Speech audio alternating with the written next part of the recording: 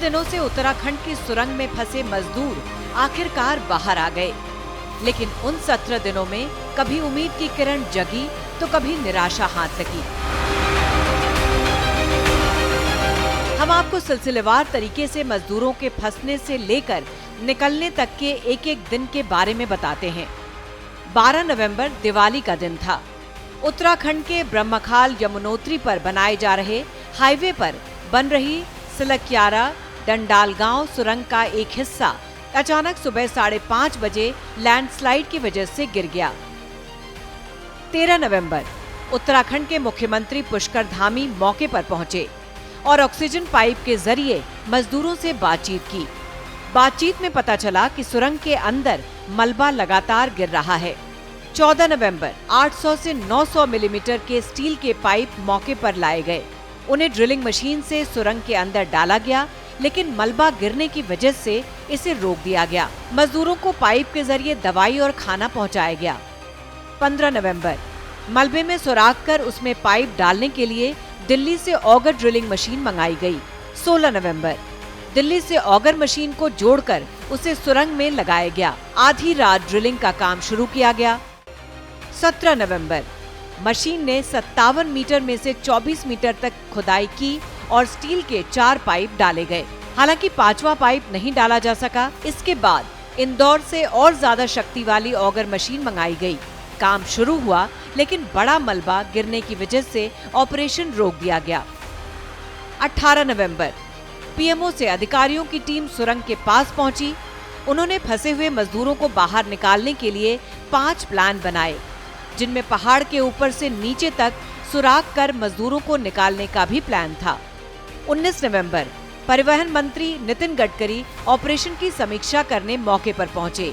तय किया गया कि ऑगर मशीन से हॉरिजॉन्टली ड्रिल करके मजदूरों को निकाला जाए। 20 नवंबर प्रधानमंत्री मोदी ने धामी को फोन कर ऑपरेशन के बारे में बात की और उन्हें मजदूरों की हिम्मत बढ़ाने के निर्देश दिए। 21 नवंबर सुरंग में फंसे मजदूरों का पहला वीडियो जारी किया गया। उन्हें पाइप से अब ताज़ा खाना भेजे जाने लगा। खिचड़ी भेजी गई। दूसरी तरफ से भी खुदाई शुरू की गई ताकि मजदूरों के पास पहुंचा जाए। 22 नवंबर 800 मिलीमीटर के पाइप 45 मीटर तक डाल दिए गए। मजदूरों तक पहुंचने में केवल 12 मीटर का फासला बचा था। किसी लोहे की रॉड रास्ते में आने की वजह से ड्रिलिंग को रोक दिया गया। 23 नवंबर मजदूरों तक पहुंचने में अड़चन बनी। लोहे की रॉड को हटाने के बाद एक बार फिर ड्रिलिंग शुरू की गई। 57 में से 48 मीटर खुदाई कर ली गई, लेकिन ऑगर मशीन को जिस प्लेटफॉर्म पर रखा था उसमें दरार आने की वजह से ड्रिलिंग रोक दी गई। 24 नवंबर ड्रिलिंग की शुरुआत के बाद उसे फिर से रोकना पड़ा, क्योंकि कोई लोहे की चीज खुदाई में रुकावट डाल रही थी। 25 नवंबर international tunnelling expert Arnold Dix ने बताया कि ऑगर मशीन के टूटने की वजह से पहाड़ के ऊपरी हिस्से से खुदाई की जाएगी और मशीन के बजाय मजदूर खुदाई का काम करेंगे। 26 नवंबर सुरंग वाले पहाड़ के ऊपर से ड्रिलिंग का काम शुरू किया गया। मजदूरों तक पहुंचने के लिए पहाड़ के ऊपर से 86 मीटर खुदाई करनी पड़ेगी, जिसमें से एक दिन में करीब 20 मीटर खुदाई पूरी कर ली गई। 27 नवंबर हॉरिजॉन्टल डाले गए पाइप में खुदाई करने के लिए मजदूरों को लगाया गया।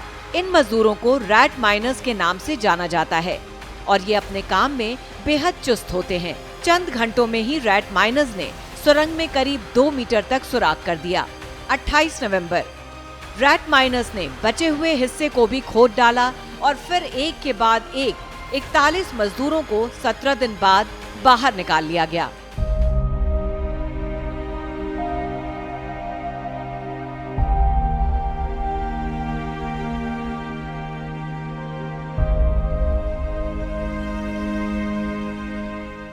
श्रेष्ठ उत्तराखंड पर खबरों से जुड़े रहने के लिए चैनल को सब्सक्राइब करें, बेल आइकन दबाएं और देखते रहें श्रेष्ठ उत्तराखंड।